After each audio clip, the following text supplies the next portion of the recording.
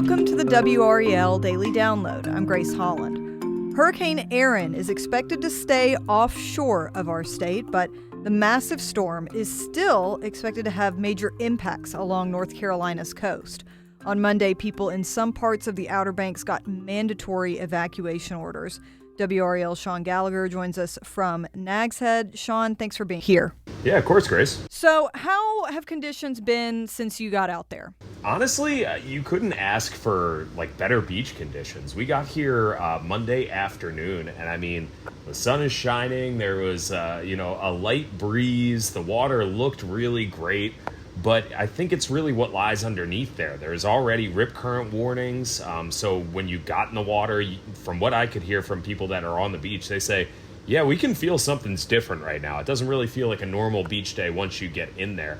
And, the waves were a little rough, but nothing crazy. But from what we gather, that is the power of this storm already. It's several hundred miles off the coast, and they're already seeing impacts in how the water's moving here.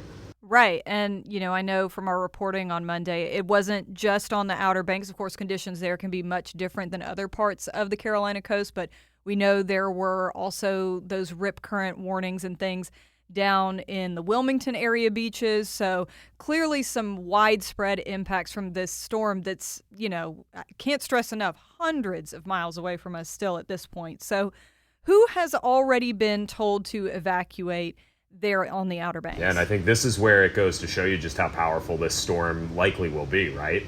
So they've already had mandatory evacuations on Ocracoke and Hatteras Islands. That happened.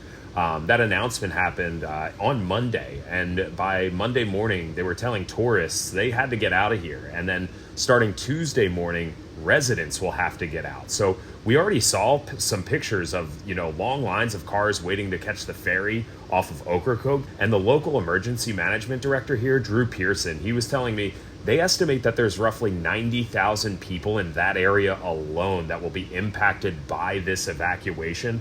And they're all expected to be gone sometime by Tuesday evening. Yeah, that's really significant. I mean, seeing those pictures that you referenced there are it's really incredible how many people have already started to move, and those numbers are really significant.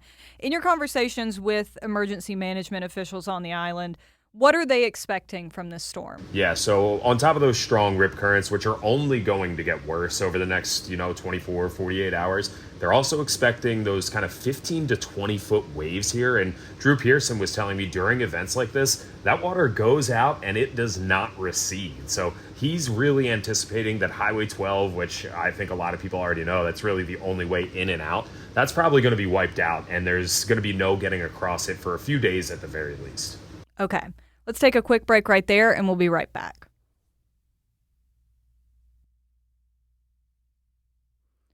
So, Shaun, I'm sure there are listeners like myself who have been out to the Outer Banks, but for those who maybe haven't, can you explain why storm impacts can be so different there compared to other parts of our coast? Yeah, so I think first things first, the Outer Banks, we are basically, an outer barrier for the entire state here. We're like 20 to 30 miles from the, the true coast. And think of that like if you were in a boat, you'd essentially be 20 to 30 miles out in the ocean. And, there are some fishermen that don't go out that far, So when you're out that far, you're really exposed. So places like the Outer Banks can really get battered by storms. And, that causes significant erosion. We've seen, there's some of those houses in Rodanthe that maybe 20, 30 years ago, beautiful beachfront properties, they are now basically waiting to fall into the ocean because there's been so much erosion over the years. So with a storm like this on the horizon, they're expecting, a lot of that erosion and then the severe flooding and rip currents that we've already talked about. And, this is a storm. I want to remind people, it's not even expected to make landfall, but they're already making those evacuations, sending those warnings. This is really expected to be a pretty big one. Right. And like you said, not expected to make landfall, not even really expected to have many effects in the Raleigh area, but it just goes to show how different things can be out there on that little strip of islands on our coast. So how are people who live on the Outer Banks and visitors feeling about the forecast so far? Did you talk to any of the people who were heading off the island or getting things ready? Yeah, it's really a mixed bag of people. I talked to a woman who's lived here for like 10 years, and she's a little bit further inland, a little bit higher up, so she's protected from any of those surges, but she's in the process of moving, so she's really worried, like, well, if this is worse than it's going to be, what's that going to do for, like, the resale of my house? She said she has a closing next week, so, I mean, she is really crossing her fingers that nothing happens. But I talked to another family who, they'd make this trip every year. They came down from Richmond, and, they're just kind of waiting and seeing. They're like, we don't have an evacuation here. That was at Devil Hills earlier. And they were like, until, we feel the cottage rocking, we're just going to wait it out and see what happens. And, they are being cautious. They tell me, like, they were in the water today. They felt how powerful it was. Likely not going to go in the water tomorrow, if not, leave their cottage at all tomorrow.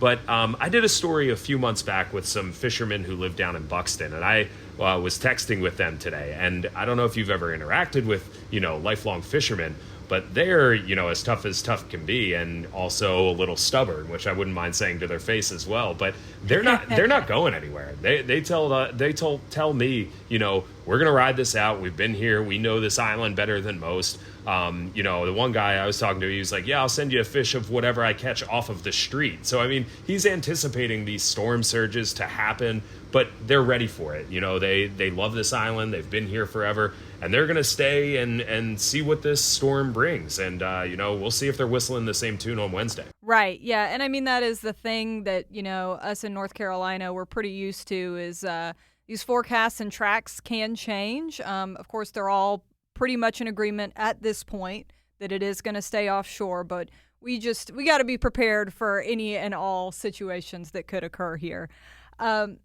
Shaun, we talked about how you're out there, obviously, and I think you're kind of tentatively set to be out there for the rest of the work week.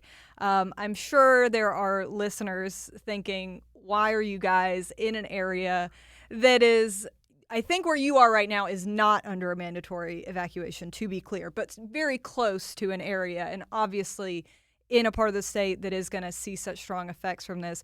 Can you talk about how you and the photojournalists that you're with are kind of approaching covering this? Yeah, well, I think first of all, we know that we have a responsibility to inform people. That's both people that are out here, people back home, anybody who might be visiting or have loved ones that are here. So we want to get that information to them and, anybody that's around to try to make sure that they're as safe as possible. And then, from an internal perspective, this might be a little like inside baseball, but I'm relatively new to the area. I've been here about a year and a half. I don't really have a ton of experience with covering hurricanes. I've worked in like the upper Midwest. Like, you deal with blizzards there, not hurricanes. But they paired me with a photographer who's been here for 4 decades, Keith Baker. He's been here forever. He's covered every single storm you could think of. He has more knowledge about what to do, where to go, who to talk to than anyone I could have ever asked for. So we're in a really good spot to be able to have that kind of experience, and somebody that can, for somebody who might be a little bit more ambitious and want to really go chase a storm, that could be like me,